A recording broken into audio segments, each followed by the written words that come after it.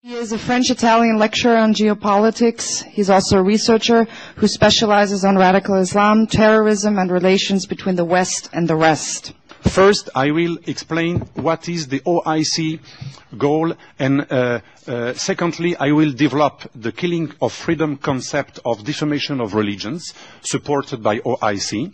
Thirdly, we will finish with the Istanbul Process. I will explain. It's quite technical. You will forgive me.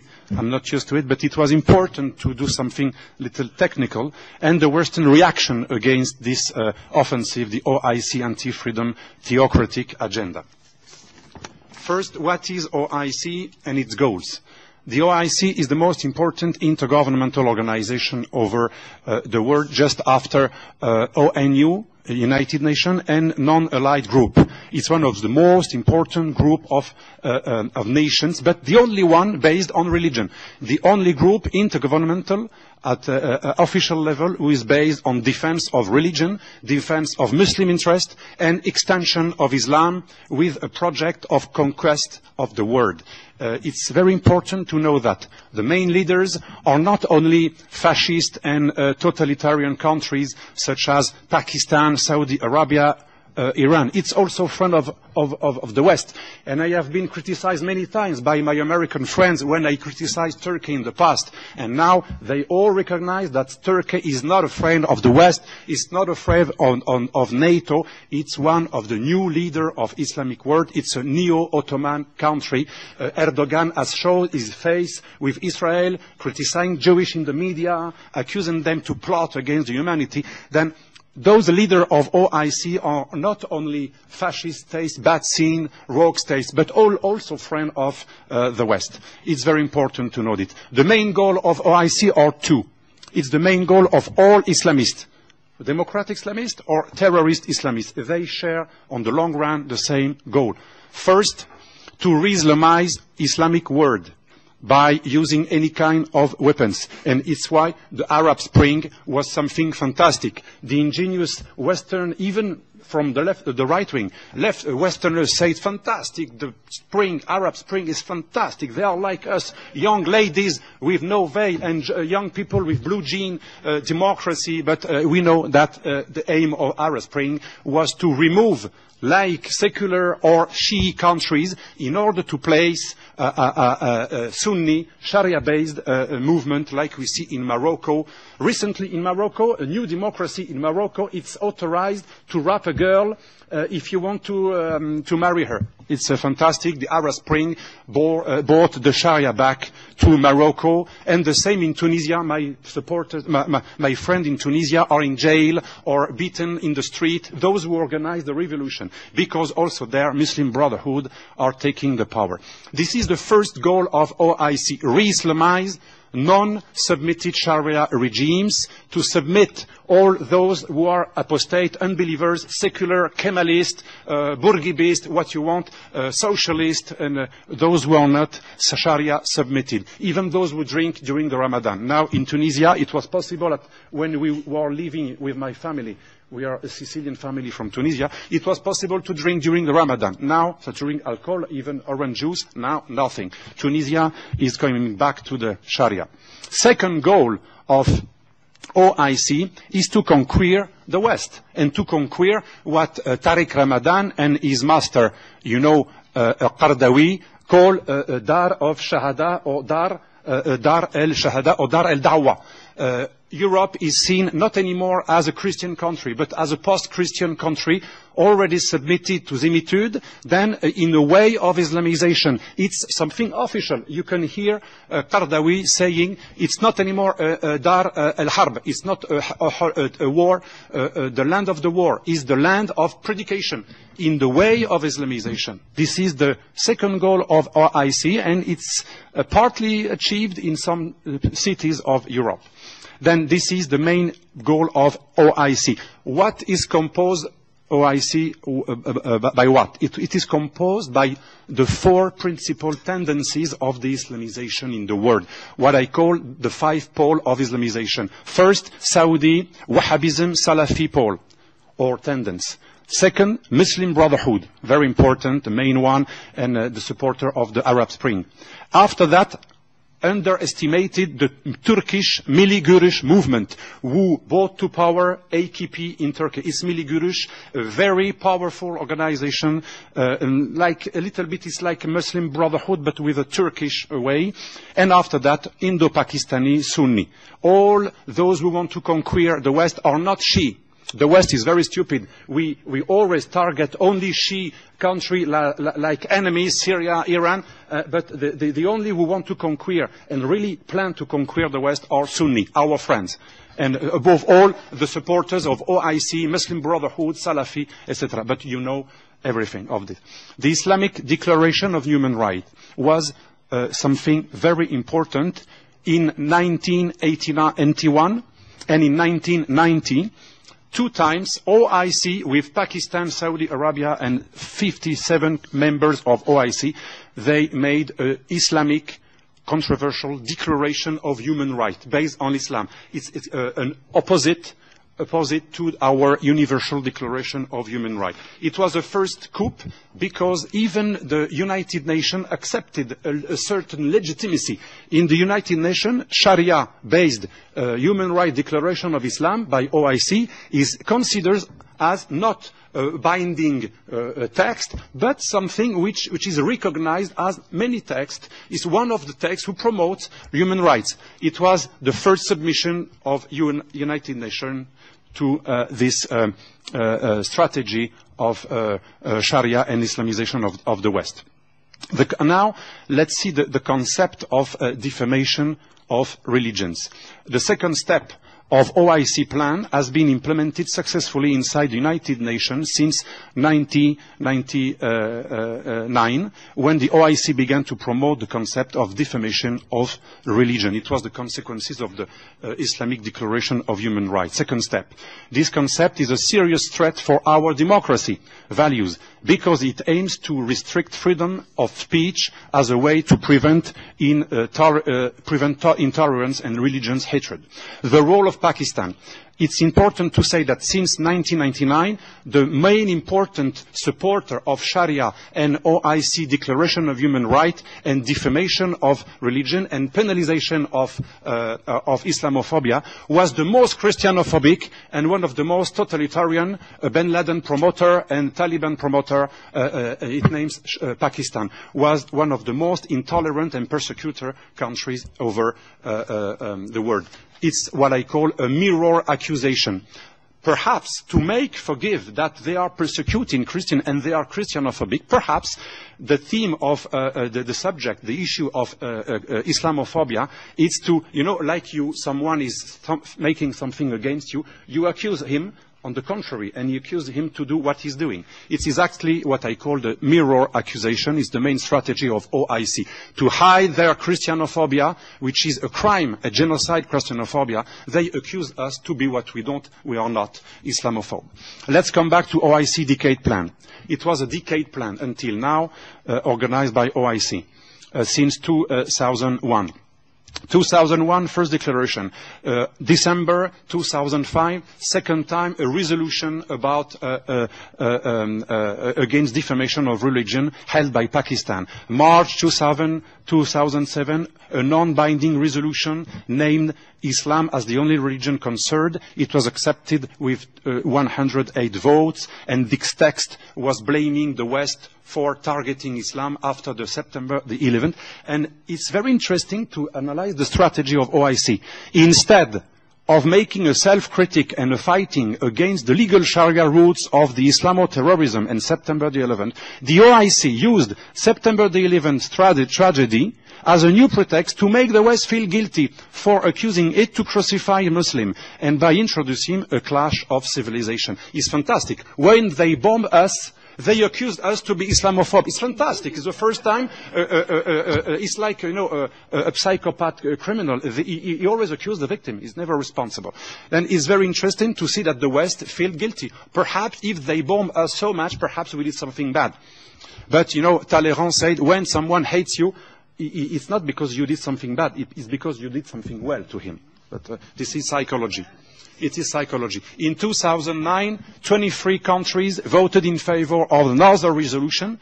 2010, another resolution on the Human Rights Council was voted about defamation of religion. 2010, another time, speaking on the behalf of OIC Pakistan, demanded that the UN Human Rights Council took a strong action against Islamophobia and the West, and so on. And in 2011, we are soon finishing, it was the first victory of our camp. Surprisingly, after many years of resistance against OIC concept of defamation of religion, and thanks to the people like David Littman, Roy Brown, I was testimony at the Human Rights Council, I worked with them, they succeeded with states like Canada and others to oppose this human rights defamation religions, this concept. And the UN committee was composed of independent high-level experts who conclude that anti-blasphemy laws, such as those implemented in Egypt, Saudi Arabia or Pakistan, are violating human rights. It's why, to counter this first victory of democracies, despite of this victory, the defamation of religion and Islamophobia concept were reformulated another time by OIC and by other terms with a new resolution named 1618 presented in the Human Rights Council and adopted by consensus. And it was very dangerous because this resolution aimed at the same killing freedom objective, but with other terms. It didn't speak about defamation of religion or Islamophobia, but indirectly fighting against intolerance, negative stereotyping, stigmatization, discrimination, incitement to violence, and violence against individuals because of their religion. The Istanbul Process now, they wanted me to speak about the Istanbul Process. It's very important. After this new resolution, a new strategy to implement this resolution was conceived to convince the West and democracies. And the most clever guy for this plan was someone named by Turkish Prime Minister, Eşanoglu, the General Secretary of OIC, who decided to make Istanbul conference in July 2011. This OIC Istanbul conference aimed to ban any critics of Islam, but without telling this word, Islam, and under the pretext of fighting intolerance against religion. And this intolerance against religion would be the reaction of the West against Islamic attacks. It's fantastic, because when they do Islamic attacks, we are accused to be Islamophobe when we describe the fact that it's not a Buddhist attack, it's an Islamic attack. Islamophobia is why even George Bush and Clinton said, we are against global terror. Sorry, but I don't know what is global terror. Terror is something. It's Islamic, it can be Palestinian, it can be also extreme right, extreme left, but global terror doesn't mean nothing. It was politically correctness asked by UN. You cannot name the thing, even in the United States. And it's a pity that the United States supported this Istanbul process. And Hillary Clinton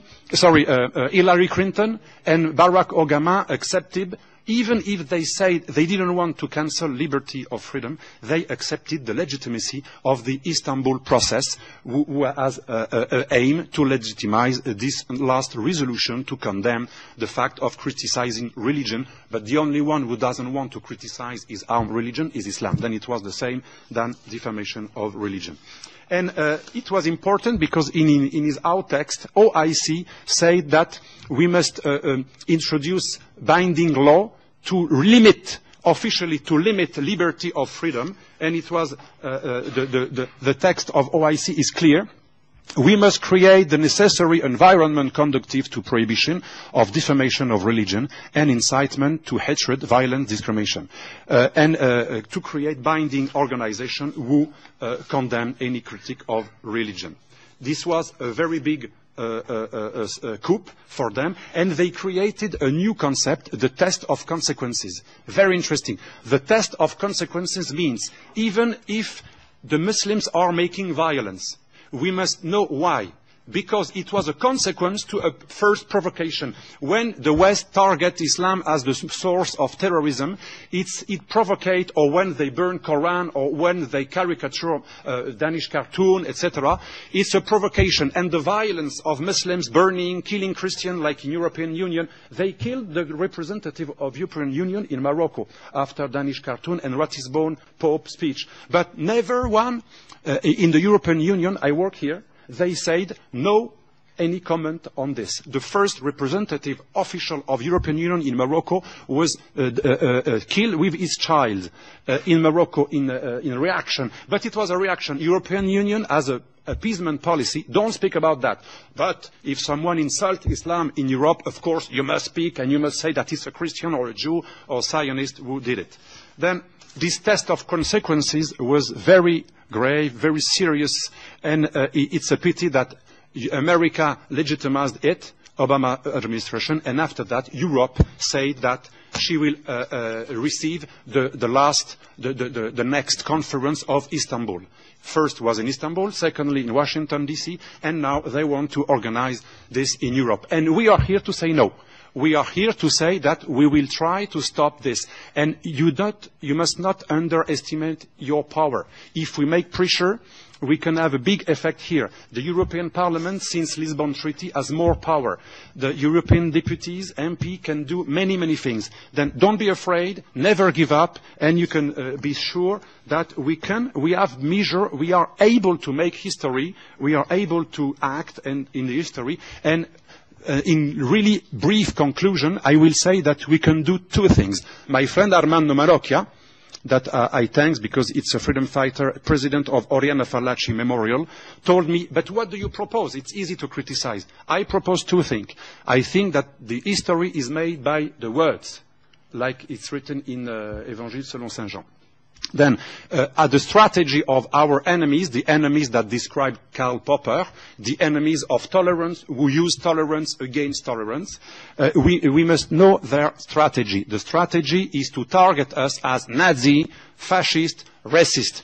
Then, first, we have to reverse this strategy, and we must not be afraid by the fact of using the weapon of the enemy. When the enemy has a very good and efficient weapon, many people of the right wing in France told me, I don't want to target them fascists because fascism is different from Islam and it's a leftist strategy. No, it's an efficient strategy because we are burned. When we speak in every place in Europe, in the West, we are burned. We are targeted as fascist Nazi. We must say the truth. We are resistant against Nazism, and the new Nazism, says the Grand Mufti of Jerusalem, the real anti-Semites, the real who want to organize genocide are them, the Islamist Sharia supporters.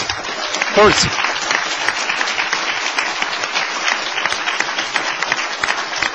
before me, the big philosopher who inspires some conservatives in America, Leo Strauss, described it as he was a Jewish who wanted to leave Germany for Nazism and refugee in America. He told it's reductio ad Hitlerum. And it was fantastic. In 53, he said, they will use this horrible tragedy to target us. And even to criticize a dog, to criticize a mother, to criticize a company, it will be a very big tool because nothing is more horrible than the Shoah. Then be careful, don't be used by your own self-guilty. You can make a memory duty, a memory observation, but don't be guilty if you are not. Reductio ad Hitlerum is using the Shoah and the feel guilty of the West in order to destroy the West, and even Jewish now are victim of the Reductio ad Hitlerum because Jewish and Zionist and Israel are criticized as fascist and Nazi. Then we know the tool we must use against them. They are Nazi since Grand Mufti, they are the new fascist, and it's why I say Islamofascism or Islamonism. And second tool, we must say that what is also true, they use the Islamophobia concept only to hide the fact that they are the Judeophobe and the Christianophobe in the world. Those countries constantly persecute Christians. Padre Samuel told that in Turkey they killed Armenians and Assyro-Chaldeans, 2 million of people. In Sudan they killed 2 million of Christians and pagans. In Nigeria they have been killing more than 5,000 people only since 2 years. They kill people everywhere. In Egypt, I am a lobbyist for Copts here in the European Parliament. They kill everyday Copts. And even people in the street, my friend Copts, tell me, even my neighbor, it was a good guy, but when they come to pick us and to beat us, people are volunteer. They want their part to also kill us, and it's horrible. This hatred is why I call, and I finish, the new Christianophobia. What is it? The new Christianophobia is to mix Christian and the West. Every Christian, even if it's black, Iraqi, Turkish, is like a spy of the West. The new Christianophobia consists in targeting Christians, the West, as the world civilization, guilty of everything. And we must say, if now the weapon is the feeling guilty, let's use the feeling guilty also. Let's target us at the United Nations, at the European Parliament, with our mayor, our MP, our friends. Let's constantly target them to what they are. They are Christianophobe, fascist, Nazi. They kill Jews, Christian, pagans, atheists, polytheists. Thank you.